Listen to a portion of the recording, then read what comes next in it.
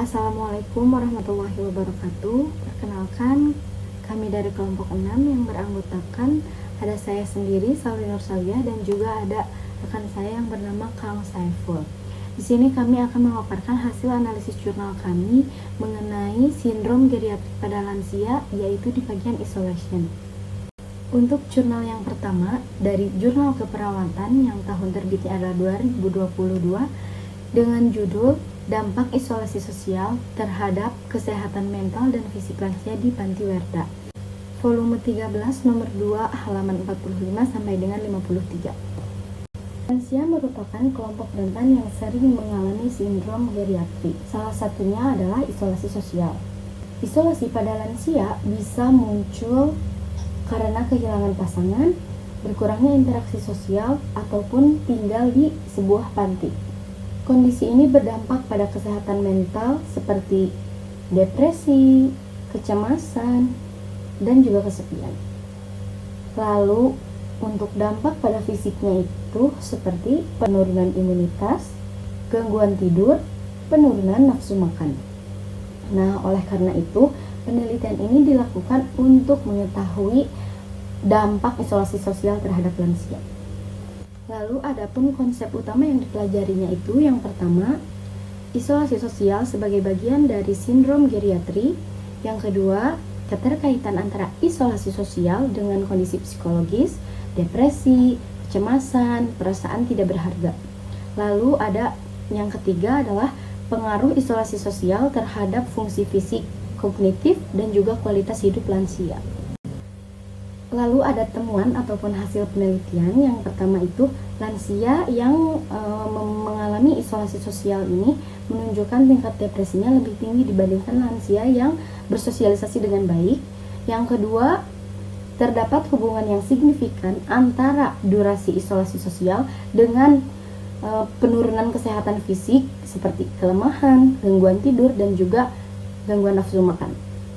Lalu yang ketiga ada lansia yang mendukung emosional dan spiritual lebih mampu untuk beradaptasi dibandingkan dengan yang tidak.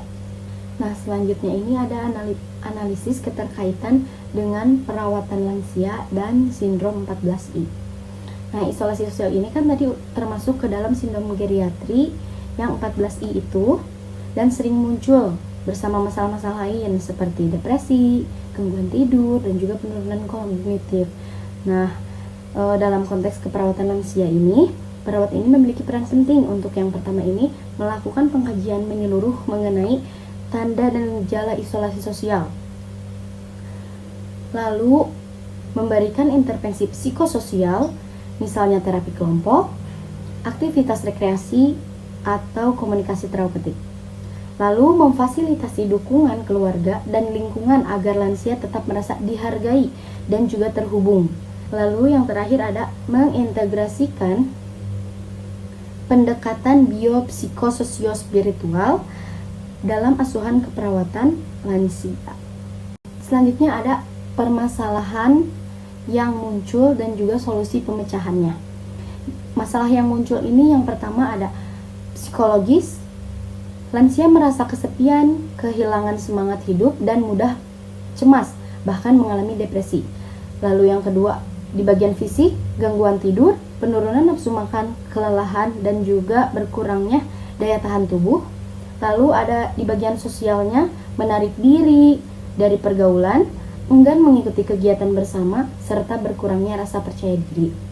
Lalu di bagian spiritualnya ini muncul perasaan hampa, kehilangan makna hidup, dan juga kadang timbul keinginan untuk cepat meninggal. Nah, untuk solusi pemecahannya itu, yang pertama itu adalah aktivitas sosial dan juga rekreasi. Nah, mengajak lansia untuk mengikuti terapi aktivitas seperti senam lansia, rekreasi ringan, ataupun kegiatan seni untuk meningkatkan interaksi. Lalu ada dukungan keluarga. Dukungan keluarga ini melibatkan keluarga dalam kunjungan rutin, komunikasi melalui telepon ataupun video, agar lansia tetap merasa diperhatikan. Lalu ada dukungan spiritual. Nah, dukungan spiritualnya ini memberikan kesempatan kepada lansia untuk beribadah bersama. Konseling spiritual, atau menghadirkan tokoh agama sesuai keyakinan lansia. Lalu ada pendampingan psikologis. Nah, pendampingan psikologis ini, perawat ini melakukan komunikasi terapeutik, memberikan motivasi, serta juga bila perlu berkolaborasi dengan psikologis atau psikiater. Yang terakhir ada perawatan fisik terintegritas, seperti menjaga pola tidur, gizi seimbang, serta stimulasi aktivitas fisik sederhana untuk mempertahankan kondisi tubuh lansia. Nah, selanjutnya ada bagian mana sih yang menarik dari jurnal ini? Yang menarik dari jurnal ini itu adalah penjelasan bahwa isolasi sosial tidak hanya memengaruhi aspek psikologis, tetapi juga berhubungan langsung dengan penurunan kesehatan fisik lansia, misalnya peningkatan risiko penyakit kronis dan juga penurunan imunitas. Lalu ada refleksi diri mahasiswa. Nah, setelah membaca dan menganalisis jurnal ini, saya menyadari bahwa isolasi sosial ini merupakan masalah serius pada lansia yang tidak bisa dianggap sederhana ataupun sepele. Dari jurnal ini, saya belajar bahwa kebutuhan psikososial sama pentingnya dengan kebutuhan fisik. Mahasiswa harus lebih peka terhadap tanda-tanda isolasi sosial pada lansia, seperti menarik diri, sering melamun, atau kehilangan minat dalam menjalankan aktivitas. Sebagai calon perawat, saya harus mampu memberikan asuhan holistik dengan memperhatikan aspek biopsikososial dan spiritual lansia. Baik, untuk pemaparan jurnal yang pertama itu sudah selesai. Selanjutnya untuk jurnal yang kedua adalah hubungan kesepian dengan sindrom kerapuhan pada lansia. Penulisnya adalah Fuad Fetrisson dan Kartini. Tahun terbit 2022. Nama jurnalnya adalah Journal of Medicine, volume 24 nomor 1, halaman 18 sampai dengan 28. Selanjutnya ada ringkasan. Judul penelitian ini adalah hubungan kesepian dengan sindrom kerapuhan pada lansia yang dilakukan oleh Fuad Fetrisson dan Kartini. Tujuannya adalah untuk mengetahui hubungan antar tingkat kesepian kejadian sindrom kerapuhan pada lansia di Panti Jompo di Jakarta. Metode yang digunakannya adalah studi observasional potong dengan 74 responden lansia berusia minimal 60 tahun. Hasil penelitiannya menunjukkan bahwa mayoritas responden adalah perempuan dan berusia 60 sampai dengan 74 tahun. Sekitar 64,9% mengalami kesepian dan 62,1% mengalami sindrom kerapuhan. Lalu ada konsep utama yang dipelajari. Konsep utama yang dipelajari adalah hubungan antara kesepian dan sindrom kerapuhan pada lansia. Penelitian ini menyoroti bahwa kesepian dapat menjadi faktor risiko yang signifikan terhadap terjadinya sindrom kerapuhan, yang meliputi aspek fisik dan psikososial. Selain itu, faktor usia dan juga jenis kelamin juga berperan dalam mempengaruhi kerentanan terhadap sindrom ini. Kesepian sendiri dikaitkan dengan dampak kesehatan buruk seperti depresi, penurunan fungsi fisik, dan juga peningkatan mortalitas, serta berperan dalam patogenesis sindrom kerapuhan melalui proses inflamasi dan juga disregulasi imun serta endokrin. Lalu ada temuan hasil penelitian. Hasil penelitian ini menunjukkan bahwa terdapat hubungan yang bermakna antara kesepian dan sindrom kerapuhan pada lansia. Sebanyak 47,9% lansia yang mengalami kesepian dan juga mengalami sindrom kerapuhan. Sementara yang tidak kesepian dan juga tidak rapuh sebanyak 69,2%. Analisis menggunakan uji C-square menunjukkan nilai p-value 0,01 yang berarti bahwa kesepian berhubungan secara signifikan dengan sindrom kerapuhan pada lansia. Selain itu, penelitian ini juga menemukan bahwa faktor usia dan juga jenis kelamin turut berpengaruh terhadap kejadian sindrom kerapuhan. Lalu ada analisis keterkaitan antara keperawatan lansia dan sindrom isolasi sangat signifikan karena isolasi sosial merupakan faktor risiko utama yang dapat memperburuk kondisi kesehatan fisik dan juga psikologis lansia. Keperawatan harus fokus pada identifikasi dini dan juga intervensi untuk mengurangi isolasi sosial, seperti meningkatkan aktivitas sosial dan juga dukungan emosional, guna mencegah terjadinya kerapuhan dan meningkatkan kualitas hidup lansia. Pendekatan holistik dan juga edukasi keluarga serta komunitas juga dapat atau penting dalam mengatasi masalah ini, sehingga lansia tetap aktif dan terlihat secara sosial yang pada akhirnya dapat menurunkan risiko komplikasi kesehatan dan juga meningkatkan kesejahteraan mereka. Lalu ada permasalahan yang muncul dan juga solusinya.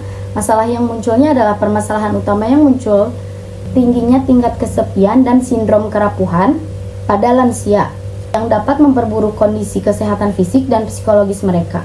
Kesepian ini menjadi masalah psikososial terbesar kedua setelah pelupa di Indonesia dan berkontribusi terhadap peningkatan risiko kesehatan seperti malnutrisi, imobilitas, dan juga mortalitas. Untuk solusi pemecahannya, solusi yang disarankan ini meliputi peningkatan kegiatan sosial dan juga dukungan emosional, serta penguatan jejaring sosial lansia, terutama bagi mereka yang tinggal di panti jompo atau hidup sendiri.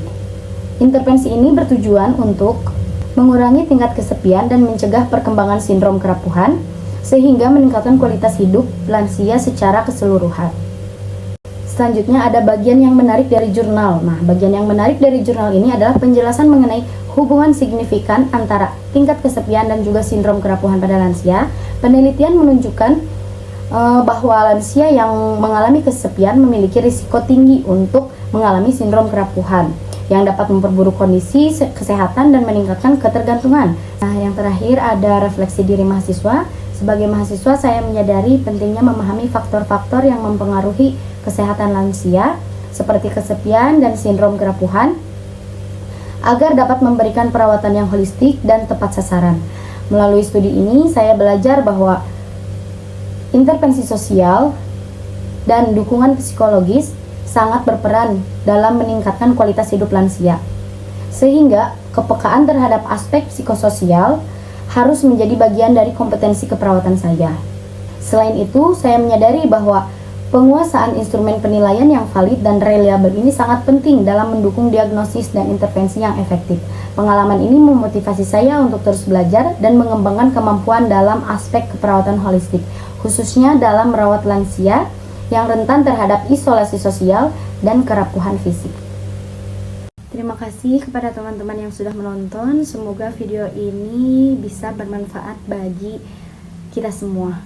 Assalamualaikum warahmatullahi wabarakatuh.